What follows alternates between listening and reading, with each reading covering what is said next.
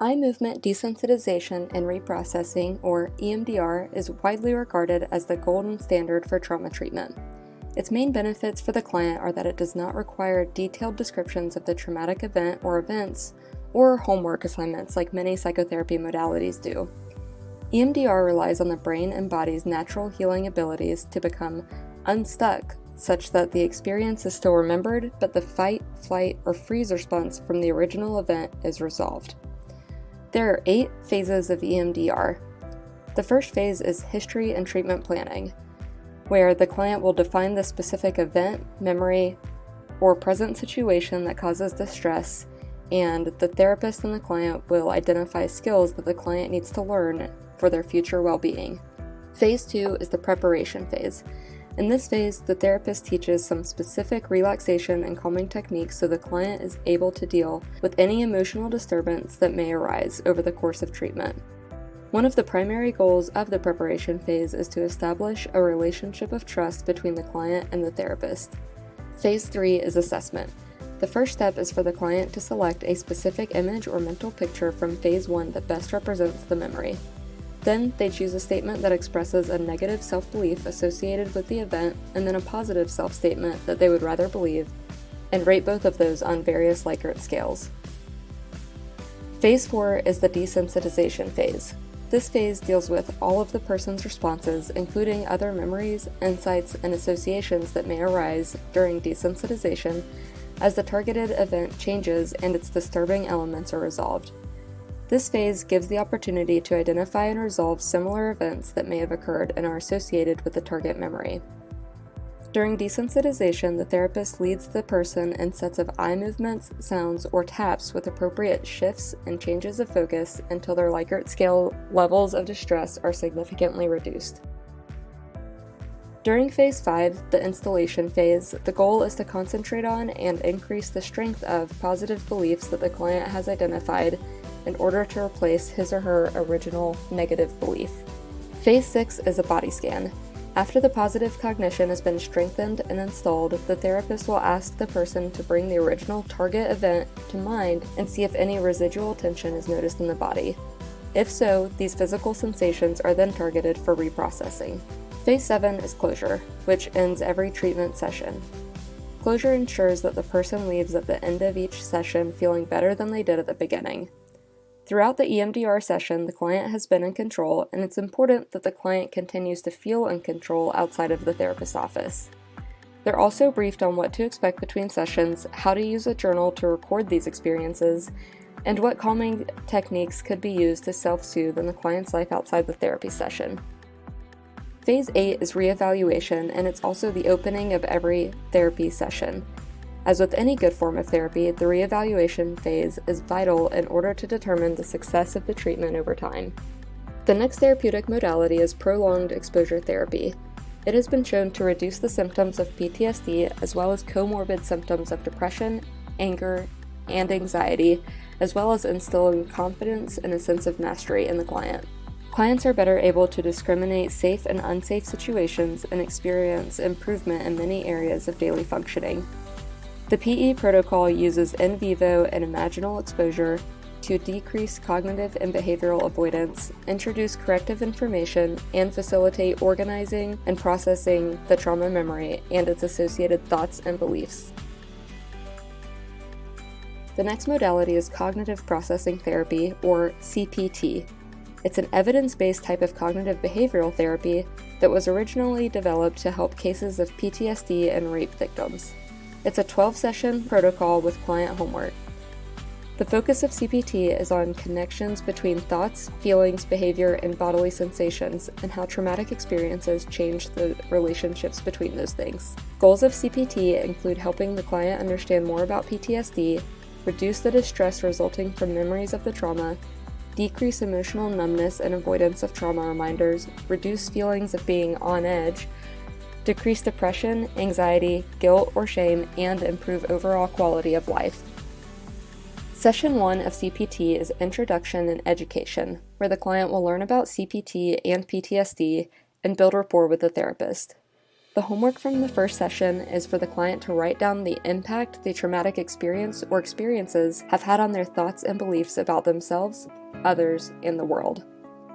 Session 2 is about the meaning of the event. The client will discuss the homework assignment with the therapist, relationships among thoughts, feelings, and behaviors, and use an example from the homework assignment about the impact of the traumatic event on their life to illustrate the cognitive ABC model. ABC model is the activating event, the belief, and the consequence following it. Session 2A is an optional session about traumatic bereavement in which the therapist seeks to normalize grief and differentiate grief feelings from PTSD symptoms. In Session 3, the identification of thoughts and feelings is the goal. The therapist will introduce the idea of challenging dysfunctional thoughts. The client's homework is to write about the most traumatic event the client has experienced and include as many sensory and emotional details as possible.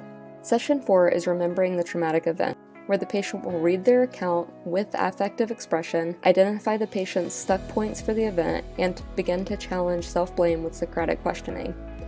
Their homework from this session will be to write the account again with more details and to write down anything that was left out of the first version. Session 5 is all about the second trauma account, where the therapist and the client will read and discuss the newer version of the account, check the progress of the client's affective expression and where they're at with self-blame and guilt, and continue cognitive therapy on their stuck points. The homework for Session 5 is the Challenging Questions worksheet, which is basically just questions that challenge the client's cognitive distortions. Session 6 is all about these challenging questions. The therapist and the client will review the challenging questions worksheets that the client had for homework the previous week, and the therapist will assist the client in answering any questions that they had difficulty answering. The therapist will also continue cognitive therapy for stuck points that the client is trying to challenge.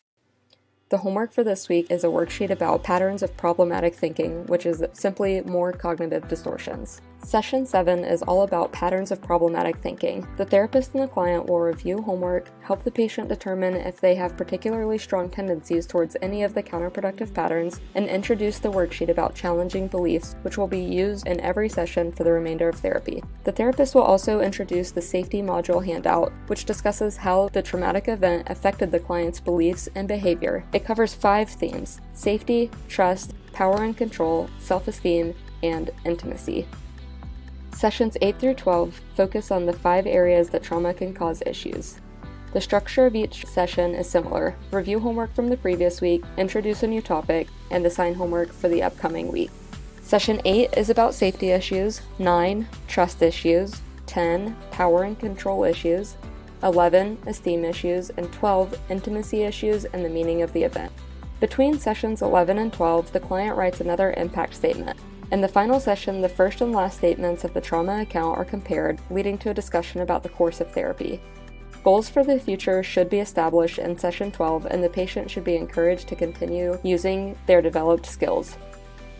Cognitive Behavioral Conjoint Therapy, or CBCT, is another evidence-based type of cognitive behavioral therapy with a protocol of 15 75-minute sessions attended by both the individual experiencing PTSD symptoms and their intimate partner. CBCT also includes homework to help clients practice skills learned in sessions during their daily life. There are 3 phases to CBCT. The first is education about PTSD, the second is about increasing satisfaction and decreasing avoidance via communication and problem-solving skills, and the third is learning to challenge trauma-related thoughts that maintain PTSD and relational problems. More specifically, Phase 1 is about the rationale and education about PTSD and relationships. The first session is the introduction to treatment, and the second session is building safety. Phase 2 is the satisfaction enhancement and undermining avoidance phase. For Session 3, listening and approaching is the focus. Session 4, sharing thoughts and feelings. Session 5 is the emphasis on feelings about sharing thoughts and feelings. Session 6 is the emphasis on thoughts getting unstuck, and Session 7 is about problem solving. For Phase 3, the focus is on making meaning of the trauma and ending therapy. Session 8 is about acceptance, 9, blame, 10 is about trust issues, 11, power and control issues, 12, emotional closeness, 13, physical intimacy, Session 14 is about post-traumatic growth, and Session 15 is a review and reinforcement of treatment gains during the course of therapy. The next treatment type is sex therapy. Sex therapy is broadly defined as any therapy that values and promotes enjoyable sexuality as an integral part of overall physical and mental health. There are a wide range of theoretical approaches, and most of them are behavioral in nature and can be adopted for any number of problems in sexual functioning. Several sex therapy techniques, such as relaxation or sensate focus, could be useful in alleviating sexual dysfunction associated with PTSD. Sensate focus is a technique used in sex therapy in order to provide opportunities for experiencing their own and their partner's bodies in an exploratory way, wherein the partners touch for their own interest without regard for sexual response. This touch is made in a graduated way such that it starts with something that feels easy and manageable, such as holding hands, and gradually escalates to more sexual behavior. Letting go of control and allowing a body's reactions to happen naturally moves sex from being a performance-based activity to focusing on present sensations and allowing the sexual response cycle to occur naturally. Additionally, psychoeducation about how PTSD affects the sexual response cycle could help mitigate negative feelings regarding sexual dysfunction. Since sexual